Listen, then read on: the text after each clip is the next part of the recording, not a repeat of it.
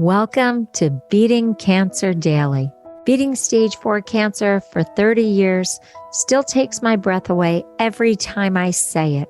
I'm Saranne, founder of the Comedy Cures Foundation, and I hope you'll join me for just a few minutes daily for the next 365 days so we may laugh, learn, maybe cry a little as we live our best days beating cancer daily together. So I just read an alarming headline that a study finds the correlation between loving practical jokes and having no one in your life trust you or love you. What? That came from the CBC, Canadian Broadcasting Company. No way. That is just for nasty pranks. That can't be for happy little fun pranks because I'm trusted and I'm loved. So, fellow pranksters, don't be alarmed by that the way I was, because I actually found a really cool study that was even more recent than that 2018 article from Columbia University. And I'm going to tell you why this psychologist says that doing pranks is fun and what it does for you. And I love them. And I'm actually going to share 2 little pranks with you that really made me smile. Now, if you've listened to Beating Cancer Daily before, this isn't Prankster Daily. This is actually Beating Cancer Daily. But these little pranks made me so happy through my entire cancer journey with stage 4 cancer, and they continue to delight me today. So I always take an episode every once in a while and I share one of my little pranks so that we can all laugh, and you can try it if you want, or you can just use it to bring you some comedic relief. In a 2022 article, Dr. Kathleen M. Pike, who's a professor of psychology and a director of global mental health at Columbia University, actually released an article that talked about why we feel good when we're doing pranks. My favorite one of her reasons is that pranks require good emotional intuition and stagecraft. And if they hit the right balance, they can set off belly-aching laughter for all involved. I love just thinking about them and then staging them. But you guys remember, I worked for Dick Clark Productions, and I worked on super bloopers and new practical jokes. And we used to do these with celebrities, and they were so elaborate. The ones I do now are just sweet and cute. So I don't have the budget that we had at Dick Clark to do all these amazing pranks with celebrities. Professor Pike goes on to say that when we share these moments of surprise, and I love surprises, it creates a laughter environment. And when that happens, that can actually build trust and break down barriers and promote teamwork. So again, these are gentle, fun pranks. These aren't terrifying pranks. Professor Pike talks about this shared moment of laughter when 2 people actually experience the end of the joke and they get to reminisce about it. And it often becomes part of storytelling in a relationship for many, many years. But she says that even laughing 12 seconds every day increases the likelihood of reporting higher levels of well-being. So you can make yourself laugh. We've done exercises about that, and I will continue to teach about laughter yoga or laughter meditation. But this is just really shared among friends. But I do love the anticipation of a funny prank. That's where I get so much joy, just envisioning how to do it, when to do it, what the reaction's going to be, and then all the laughter after. Now, I actually have been hired to do pranks on a massive corporate level.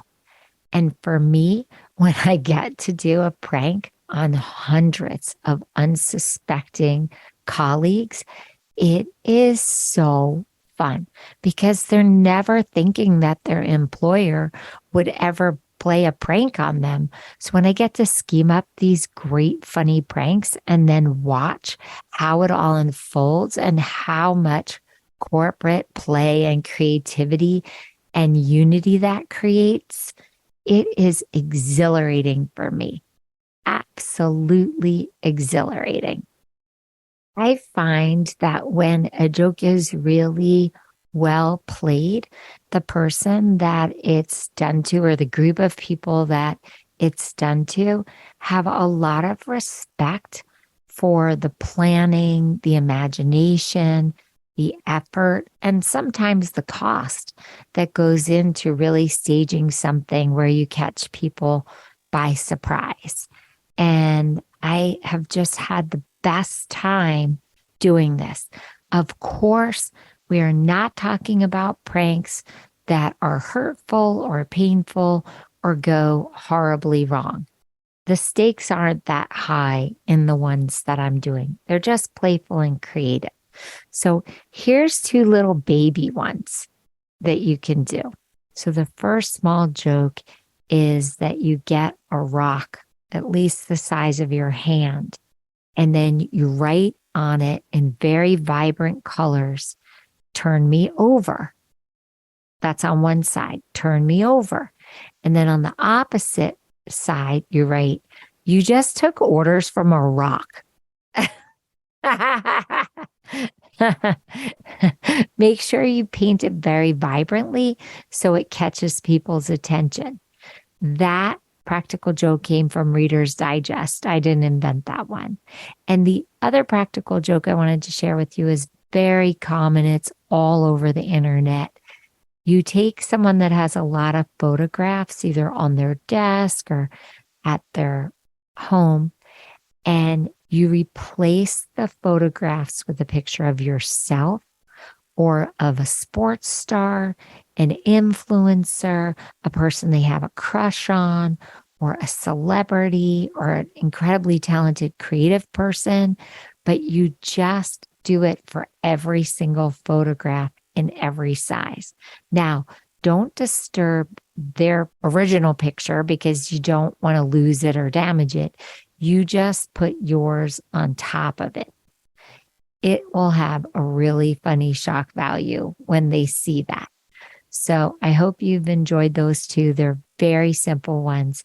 Just stick your toe in the practical joke water if you want to try one. Here's a famous prank that the BBC conducted in 1957. They aired an episode showing Swiss harvesters picking spaghetti off trees and bushes, claiming that the region had had an exceptionally heavy spaghetti crop that year.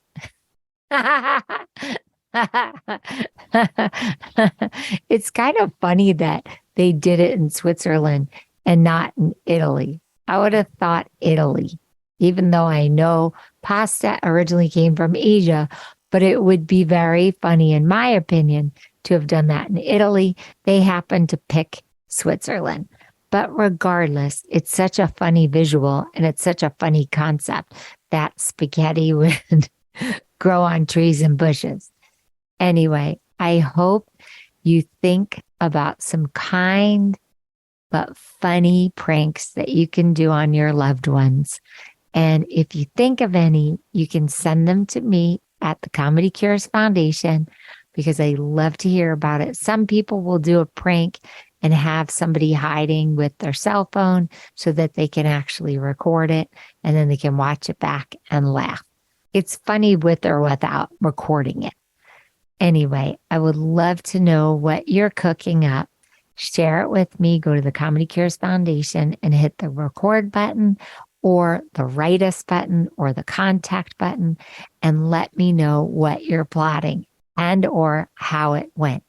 And for anyone living with cancer, we have to find ways to find enjoyment, find creativity, stimulate our mind and get it off our cancer journey.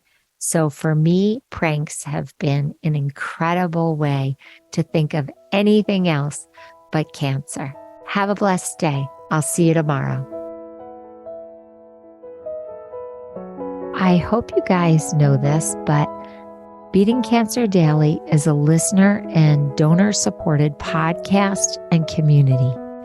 So if you have some extra change, I'd love you to go to comedycures.org and make a donation today of whatever level is comfortable for you. And it will be tax deductible to the extent allowed by law, because Comedy Cures is a nonprofit 501c3 organization founded from my chemo chair, April 1999, and we've been going strong ever since. So please consider making a donation today and help our community and this podcast thrive. Thanks so much. See you tomorrow. Guess what time it is? It's time for me to read the disclaimer. Beating Cancer Daily and the membership circle are not in lieu of medical advice or treatment. They are for entertainment purposes only. Please consult your healthcare team to review your best strategy. Thanks for listening.